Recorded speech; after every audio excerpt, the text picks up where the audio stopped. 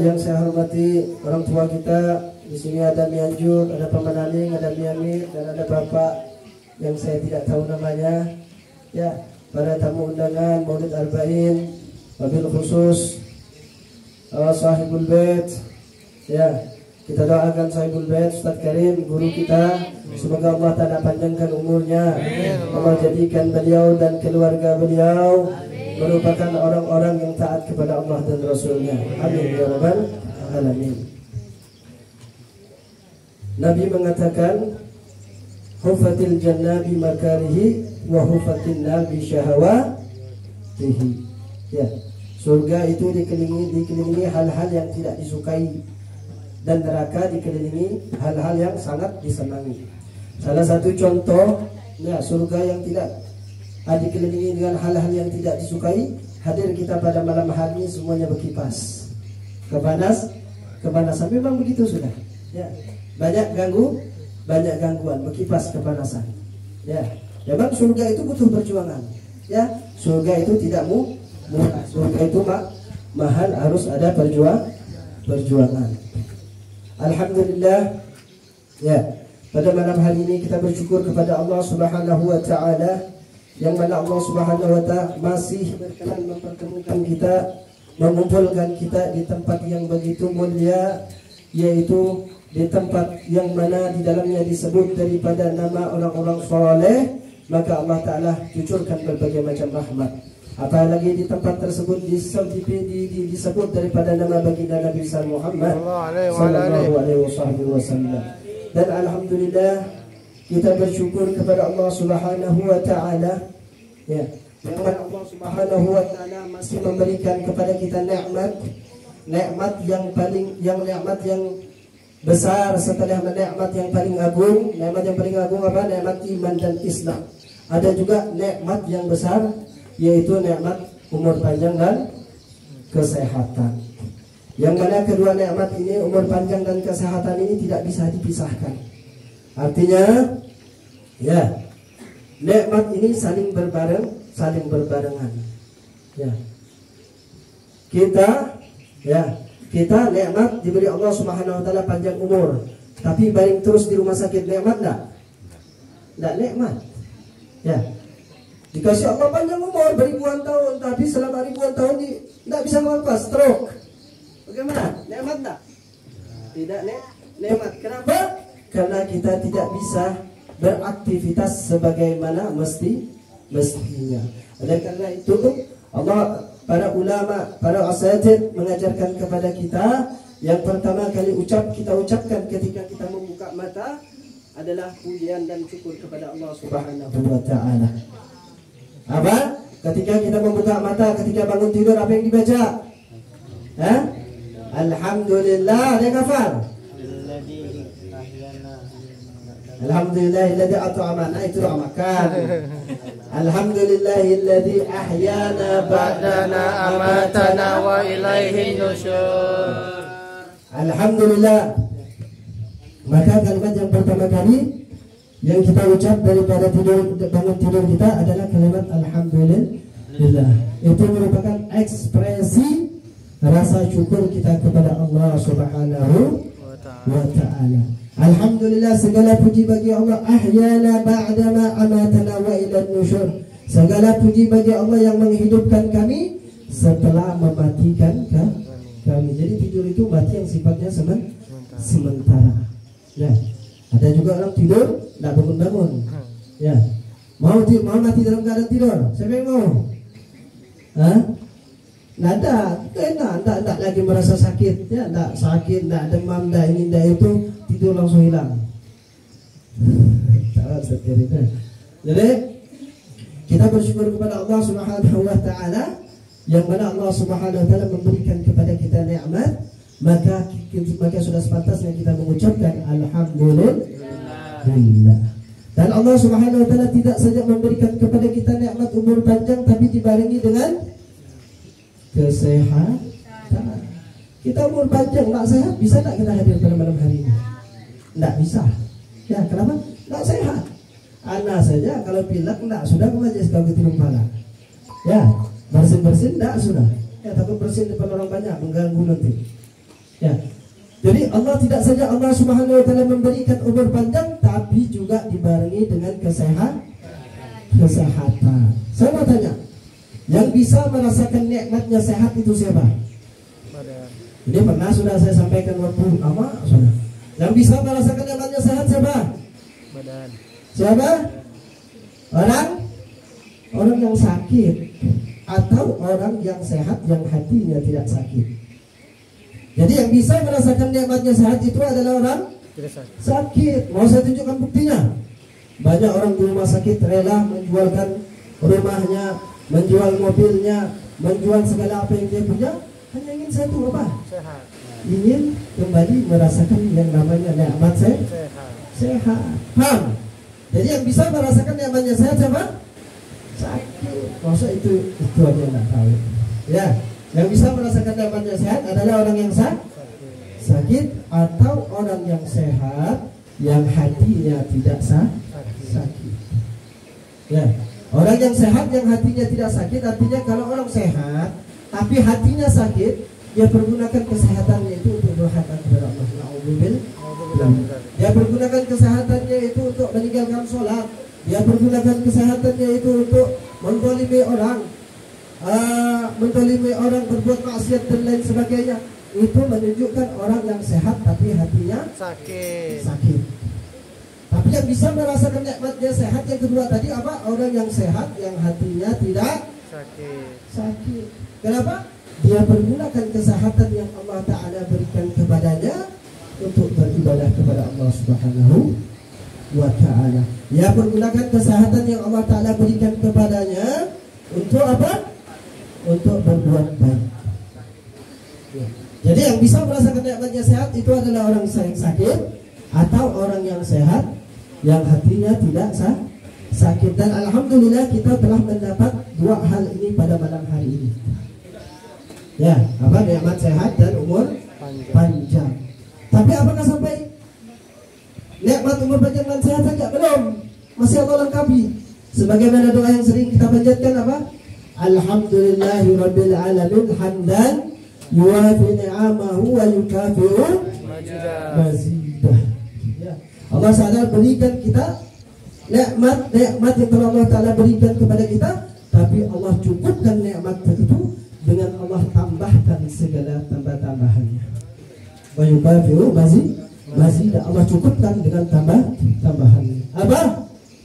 Pada malam hari ini kita bukan cuma nikmat sehat dan panjang umur, tapi Allah cukupkan tambahannya dengan kita hadir pada malam hari ini membaca daripada surah Nabi Muhammad sallallahu alaihi wasallam. Itu bagian salah satu daripada wa yukafi'u mazidah. Ya, paham ya? Dan alhamdulillah pada malam hari ini kita hadir dan saling menyaksikan satu sama lain. Artinya apa? Saya pada malam ini ada Syabuk di sini. Ya, saling ada fulan, saling menyaksikan. Dan ini insyaallah akan bermanfaat ya, akhi. Amin. Kalau kita lihat saudara kita seandainya di sana, oh ini saudara kita pernah di majelis, ayo kita ajak kepada tempat yang baru. Insyaallah seperti itu. Dan perlu bagi kita untuk menjaga diri kita selalu berada di dalam kebaikan. Selalu menjaga diri selalu berada dalam kebaikan, atau menjaga nama baik kita selalu baik. Ya. Karena kesaksian, ya, masalah saksi, karena kesaksian kita ya kepada seorang bahwa dia itu min ahlil khair ketika dia meninggal, itu bisa menjadi sebab dia akan dihapus oleh Allah Ta'ala dosanya dan Allah Ta'ala masukkan dia ke dalam syurga. Kenapa? Karena berkat kesaksian kita. Ya, karena berkat kesaksian kita. Mungkin dia bisa jadi dia mungkin punya dosa sama Allah. Tapi Allah bisa mengatakan, memang dia punya dosa kepadaku, kata Allah. Memang dia punya dosa kepadaku, kata Allah. Tapi aku malu ketika hamba-hambaku bersaksi bahwa dia ini orang baik. Aku malu untuk menyiksanya. Aku malu untuk tidak mengampunnya. Aku malu tidak mengatakannya baik, sementara hamba-hambaku bilang dia ini adalah orang baik. Maka Allah Subhanahu wa Ta'ala masukkan dia dalam surga dengan rahmat Allah Subhanahu wa Ta'ala. Maka itu perlu bagi kita untuk selalu mendapat kesaksian. Dengan cara apa? Dengan cara kita menjaga nama baik kita di kalangan seluruh masyarakat. Ya. Dalam bagaimanapun itu perlu bagi kita untuk menjaga nama baik. Sehingga Nabi SAW tatkala beliau berjalan dengan para sahabat, ya. Tatkala Rasulullah SAW berjalan dengan para sahabat lewat jenazah. Maka para sahabat bertanya, siapa ini yang meninggal ini siapa? Maka dikatakan, oh ini fulan bin fulan. Maka sahabat pun berkata, Masya Allah ini orang baik. Tapi Rasulullah tidak kenal. Tapi apa kata Rasulullah? Wajibatul jannah, wajib baginya masuk surga. Kemudian lewat lagi jenazah orang yang tidak baik. Apa kata Rasulullah? Wajibatul nar, masuk neraka. Ya, masuk neraka. Sahabat pun bertanya, ya Rasulullah, kenapa bisa begitu ya Rasulullah? Bukannya orang itu kalau akhir hayat, kalau orang itu sudah meninggal kita sebut kebaikannya? Maka Rasulullah SAW pun berkata, antum syuhada'ullah fil ardi. Kalian adalah saksi-saksinya Allah, saksi-saksi matanya Allah yang ada di muka bumi. Ya, oleh karena itu, kalau dia orang baik, kita harus katakan dia orang baik. Ya. Lalu bagaimana cara kita menjaga nama baik kita? Ya kita harus pintar-pintar mengambil, bukan riya, ya, bukan ibadah supaya dia atau enggak. Jadi kita harus pintar-pintar yang mana riya, yang mana tidak. Jadi kita tuh perlu harus menjaga nama baik di kalangan masyarakat, lebih lagi terhadap keluarga dekat. Ya. Sehingga kalau seandainya ada orang mengatakan oh fulan itu begini, fulan itu begini, fulan itu begini, ya mengatakan yang tidak baik kepada kita, beritahu sebenarnya, oh saya tidak seperti itu. Katakan kepada dia bahwa yang benar itu adalah benar. Saya tidak seperti itu. Klarifikasi, tabayyun. Ya, maka klarifikasi atau tabayyun itu hukumnya sunnah, bukan siwak sejak sunnah, bukan qabliyah ba'diyah sejak sunnah. Banyak sunnah, bukan tahajud qiyamul lail sejak sunnah. Tapi tabayyun klarifikasi hukumnya sunnah. Ya. Kalau ada orang mengatakan kita oh si Ma'il tidak baik, harus datang ke dia. Saya tidak seperti itu. Ya. Saya tidak seperti itu. Barang siapa yang tidak menjaga dirinya dari sangka-sangkaan buruk, fala talumanna ila nafsa. Maka jangan salahkan orang, jangan mencela orang, celahlah dirimu sendiri. Kenapa? Karena kita memposisikan diri kita ke tempat yang buruk. Karena kita memposisikan diri kita ke tempat yang tidak benar. Oleh karenanya apa? Kalau kita diam ya, dari kebenaran, orang yang salah menyangka dirinya benar. Kenapa? Karena kita diam, tidak mau klarifikasi. Ya, tidak mau klarifikasi, tidak mau tabayyun. Itu penting. Ya. Sehingga kalau kita tabayyun bahwa kita ini benar, maka orang oh ini orang khair, orang baik, tidak dia seperti itu, dia sudah klarifikasi. Ya. Maka Nabi SAW ketika berjalan dengan istrinya, ya, lewat dua orang sahabat, melihat Nabi kemudian menundukkan kepala pengagungan kepada Nabi Muhammad. Kemudian Nabi Muhammad suruh stop. Stop. Apa kata Nabi Muhammad? Innaha Sofia binti Huyai bin Akhtab. Ini adalah istriku katanya. Istriku Sofia binti Huyai bin Akhtab. Maka sahabat pun berkata, ya Allah ya Rasulullah, kenapa engkau berkata seperti ya Rasulullah? Kami tak akan mungkin suudzon kepadamu ya Rasulullah. Kami tak akan mungkin berburuk sangka kepadamu wahai Rasulullah. Kemudian apa kata Rasulullah? Benar, kalian tidak akan berprasangka buruk kepadaku, bersuudzon kepadaku. Kenapa? Karena aku menutup celah itu. Nabi Muhammad. Ya, karena aku menutup celah itu. Orang tak pernah kasar gubur. Rasulullah langsung klarifikasi. Ini Sofia. Ya, innaha Sofia langsung klarifikasi. Ya. Memang kalian tak berprasangka buruk kepadaku, tapi aku menutup celah itu agar kalian tidak berprasangka buruk kepadaku. Kata Nabi sallallahu alaihi wasallam. Kemudian Nabi mengatakan, inna syaitan, ketahuilah inna syaitan yajri min ibni Adam majrad dam. Sesungguhnya syaitan itu selalu mengalir dalam tubuh manusia mengikut peredaran darah. Begitu ada celah, syaitan masuk. Maka Rasulullah menutup celah tersebut. Jangan sampai syaitan masuk.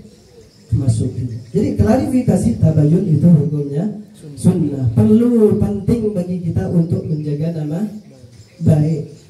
Dalam sebuah kitab yang saya lupa judulnya, saya pernah baca waktu di Samarinda. Di antaranya, ya, yang wajib untuk dijaga itu apa? Hibdul arid. Apa? Hibdul arid, menjaga harga diri. Menjaga harga diri sama dengan menjaga nama baik. Kalau nama baik kita buruk di masyarakat, maka harga diri kita jatuh, kehormatan kita jatuh. Oleh karenanya itu menjaga nama baik wajib. Ya jangan sampai biar dia mengatakan dia tanggung dosa, enggak, bukan seperti itu. Dia mengata aku yang bukan seperti itu.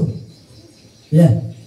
Kalau kita diam ketika orang berprasangka buruk kepada kita, artinya kita membuka ruang untuk saudara kita selalu berprasangka buruk kepada kita, dan dia selalu terus dan menerus dalam keadaan dosa. Artinya kita membuka peluang untuk dia berbuat dosa. Ya. Jadi bagaimana caranya? Kita tabayun, klarifikasi, saya tidak seperti itu. Kalau dengan begitu dia tetap tidak percaya, sudah dijelaskan, maka itu baru pahala kita dapat. Tetapi kalau kita tidak tabayun melakukan sunnah yang diajarkan Nabi Muhammad, ya, jangan salah dulu, jangan salah sangka. Biarlah dia ngambil, dia juga yang tanggung dosanya kalau dia bukan seperti itu. Tabayun, klarifikasi, itu diajarkan oleh Nabi Muhammad sallallahu alaihi wasallam. Ya, paham ya? Oh, sudah jam berapa? Belum. Kita di pada saat. Nah, sambung, lanjutkah? Ya, lanjut. Ini juga pengisian ada yang terakhir. Ya, yang terakhir malam ini. Kalau Bang Mat ada nih, yang terakhir nih kayaknya buang perangai nih. Nggak bisa bicara salah sedikit tuh kena protes. Kalau kita bicara terakhir apa segala itu kayak buang perangai gitu. Artinya tidak lama lagi masuk kubur. Ya, artinya besok-besok sudah hilang, sudah habis jadwal. Ya. Kita lanjut yang kemarin di tempat siapa, Bang Bunga. Ya. Ketika Rasulullah SAW dalam keadaan sakit, lanjut ke Ustaz? Lanjut. Ketika Rasulullah SAW dalam keadaan sakit, yang ini yang pantas karena ini berkaitan dengan Maulid Nabi Muhammad SAW. Maka Rasulullah SAW memerintah Bilal untuk apa? Untuk mengumpul para sahabat melakukan sholat berjamaah yang insya Allah akan dipimpin oleh Nabi Muhammad. Ya. Maka setelah Bilal memanggil para sahabat dan berkumpul, Rasulullah SAW menjadi imam dan berdirilah Nabi SAW setelah selesai melaksanakan sholat. Dan Rasulullah SAW pun berkhutbah dengan berkata, ya ma'asyiral muslimin, ini kuntu lakum nabiyan wa nasihan wa da'iyan ila Allah bi'idnih. Wa inni kuntu lakum ka'akhil musrik wa abir rahim, faman kanat lahu indi madlamatun falyagum liyaqtas qabla al-qisas yawm al-qiyamah. Wahai ma'asyiral muslimin, kata Nabi SAW dan Rasulullah mengulangi perkataan ini sebanyak 3 kali. Ya, wahai kaum muslimin, wahai para sahabatku, barang siapa yang dulunya pernah berjuang denganku, barang siapa yang dulunya hidup bersamaku, barang siapa yang dulunya selalu bersamaku, kata Rasulullah SAW. Ya, kata Rasulullah SAW, wahai ma'asyiral muslimin, sesungguhnya aku ini adalah nabiyan sebagai seorang nabi, nasihan sebagai seorang pemberi nasihat, wada'iyan ilallah bi'idnih, dan sebagai orang yang menunjukkan ke jalan Allah. Maka barang dan aku kal ahli musyrik, dan aku atas kalian ibaratkan kakak yang sayang terhadap adik-adiknya, dan aku kal abir rahim, dan aku seperti seorang ayah yang cinta terhadap anak-anaknya. Maka barang siapa dari kalian yang selama ini hidup bersamaku, berjuang bersamaku, yang ikut mujahadah bersamaku, yang pernah aku sakiti, baik itu dengan kata-kataku, kata Nabi SAW, maupun dengan apa yang aku tidak sengaja, falyagum, maka hendaklah dia berdiri. Wal yaqtas, dan ambillah qisas qabla al-qisas yawm al-qiyamah, sebelum Allah Ta'ala memberi qisas aku kepada hari kiamat. Ya. Rasulullah SAW mengulangkan perkataan ini sebanyak 3 kali. Maka tidak ada seorang sahabat pun yang berani beranjak dari berdiri dari tempat duduknya kecuali seorang yang bernama Ukasyah bin Muhsin. Kecuali seorang sahabat yang bernama Ukasyah bin Muhsin. Ukasyah bin Muhsin pun berdiri. Ketika berdiri semua sahabat tercengang. Maka Ukasyah bin Muhsin pun berkata, wahai para sahabat Rasulullah, wahai para ma'asyirul muslimin, ketahuilah kalau seandainya Rasulullah tidak mengulangi perkataannya itu sebanyak 3 kali, niscaya aku tidak akan berani berdiri di hadapan kalian. Kemudian Rasulullah SAW pun memerintah Sayyidina Bilal, memerintah kepada Sayyidina untuk mengambil barang. Kemudian Sayyidina Bilal pun berkata, Rasulullah SAW pun berkata, katakan wahai Ukasyah, apa yang pernah aku lakukan kepadamu wahai Ukasyah? Maka Ukasyah pun berkata, wahai Rasulullah, dulu tatkala perang Badar, aku menghadapimu wahai Rasulullah. Aku mengikutmu dari belakang dengan niat untuk mendapat berkahmu wahai Rasulullah. Namun ketika tatkala aku mendekatmu wahai Rasulullah, tiba-tiba engkau mengambil cambukmu mengenai perutku wahai Rasulullah. Kata Ukasyah, apakah benar seperti itu wahai Ukasyah? Ya wahai Rasulullah. Maka Rasulullah pun memerintah Sayyidina Bilal ibn Rabah untuk mengambil cambuk yang pernah digunakannya pada saat perang Badar di rumah Sayyidina Fatimah. Maka Sayyidina Bilal pun pergi ke Fatimah. Wahai Fatimah, wahai binti Rasulullah, aku dimintakan oleh Rasulullah sallallahu alaihi wasallam untuk mengambil cambuk karena Rasulullah ingin mengambil kisos. Maka Sayyidah Fatimah pun berkata, wahai Bilal, siapakah yang rela mengambil kisos kepada Nabi Muhammad? Wahai Bilal, siapakah yang ingin membalas kepada Nabi Muhammad? Apakah kalian tidak tahu wahai Bilal, bagaimana Nabi Muhammad kepada kamu? Bagaimana perhatian Nabi Muhammad terhadap kalian wahai Bilal? Maka Bilal pun tidak bisa berkata apapun. Namun Bilal tetap menerima cambuk dan diberikan kepada Rasulullah sallallahu alaihi wasallam.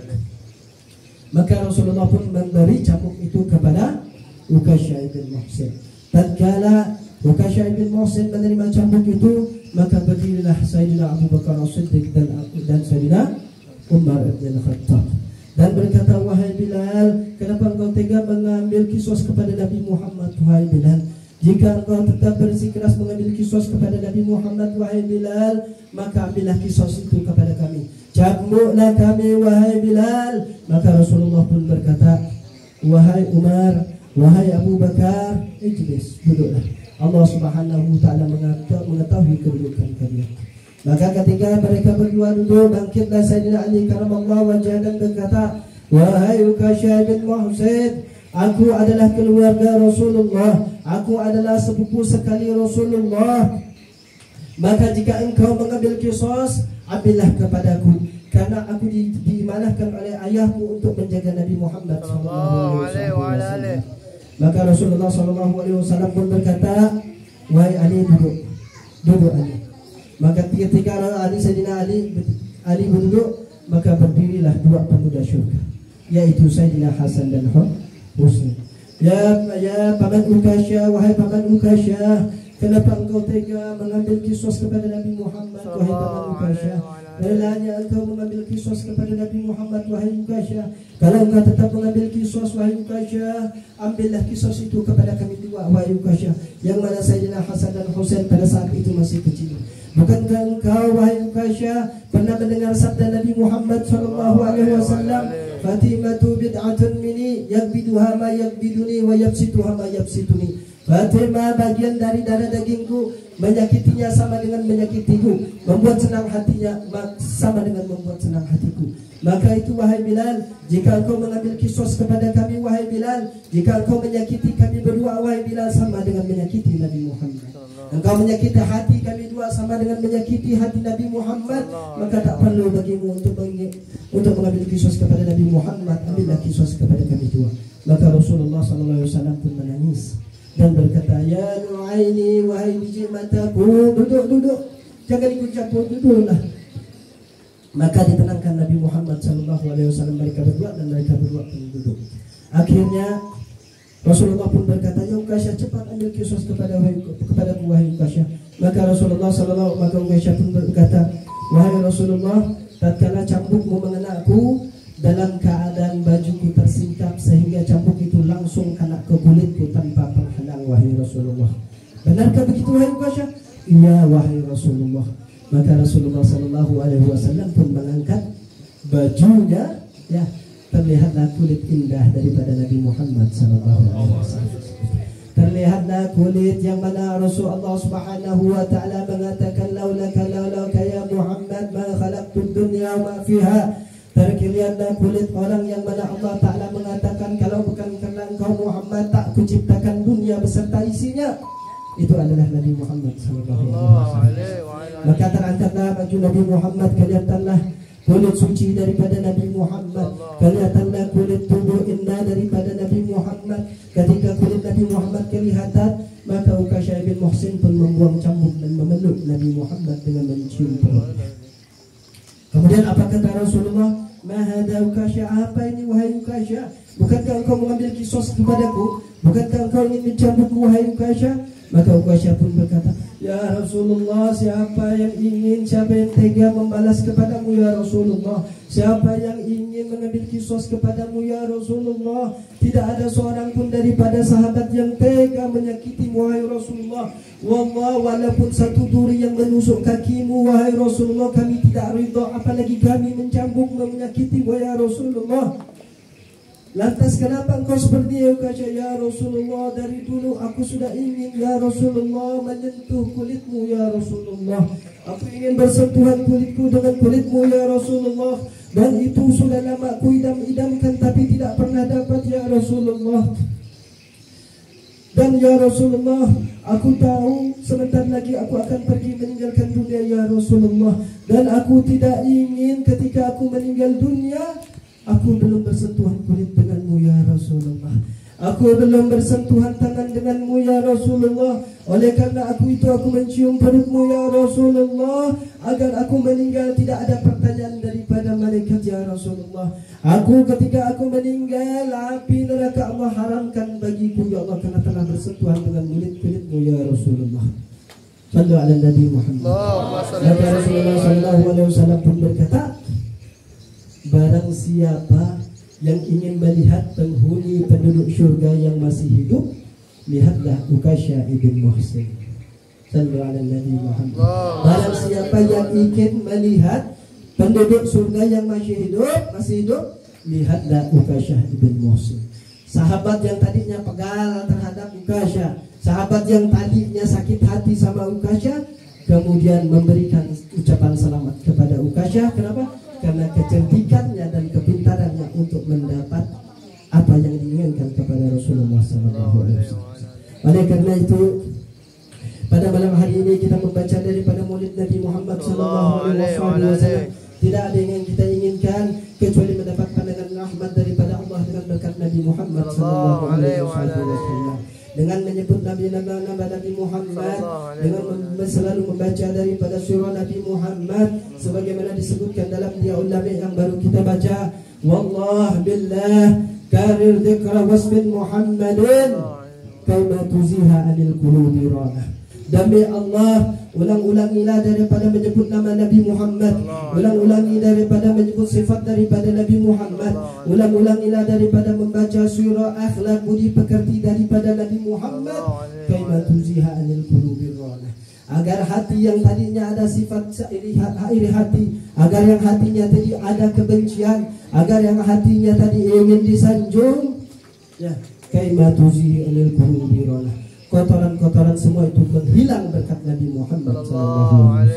Kotoran-kotoran itu akan menjadi hilang karena berkat selalu menjaga daripada surah, membaca surah daripada Nabi Muhammad. Oleh karena itu, sebelum kita menutup daripada pada malam hari ini, terlebih dahulu kita meminta kepada Allah Subhanahu wa taala agar Allah Subhanahu wa taala mengampunkan segala dosa kita, agar insyaallah Allah Subhanahu wa taala memandang kita dengan pandangan rahmat-Nya, dengan bertawassul kepada Nabi Muhammad sallallahu alaihi wasallam.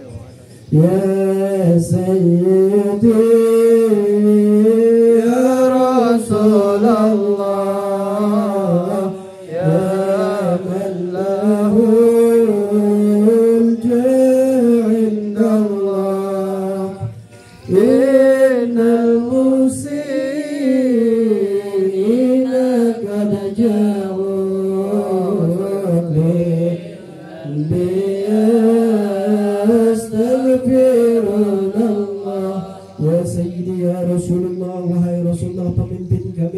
wahai Rasulullah, utusan kekasih Allah.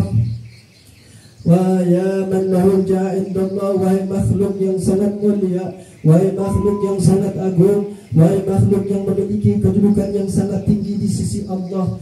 Innal musi'ina qad ja'uk, sesungguhnya kami adalah orang-orang musi'in, sesungguhnya kami adalah orang-orang yang selalu berbuat buruk, sesungguhnya kami adalah orang yang ahli maksiat, sesungguhnya kami adalah orang yang durhaka. Qad ja'uk, telah menjadi tamu wahai Nabi Muhammad, telah hadir di maulidmu wahai Nabi Muhammad, menjadi tamu-tamumu Nabi Muhammad. Untuk apa kami hadir majlis ini? Untuk apa kami hadir pada malam ini wahai Nabi Muhammad? Lidan liyastaghfirullah, yang mana kami membawa dosa bertumpuk-tumpuk, membawa dosa sebanyak-banyaknya ya Rasulullah.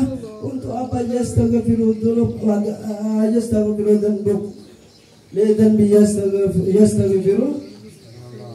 yastaghfirullah, agar engkau meminta kepada Allah, agar engkau meminta kepada Allah agar kami diampunkan dosa kami ya Allah ya Rasulullah. Sebab ya Rasulullah, kalau kami langsung meminta kepada Allah, belum tentu langsung sampai, belum tentu langsung sampai ya Rasulullah ya Allah. Kenapa? Karena kami ahli maksiat, karena kami ahli durhaka, karena kami saling caci maki di antara kami, saling berprasangka buruk ya Allah.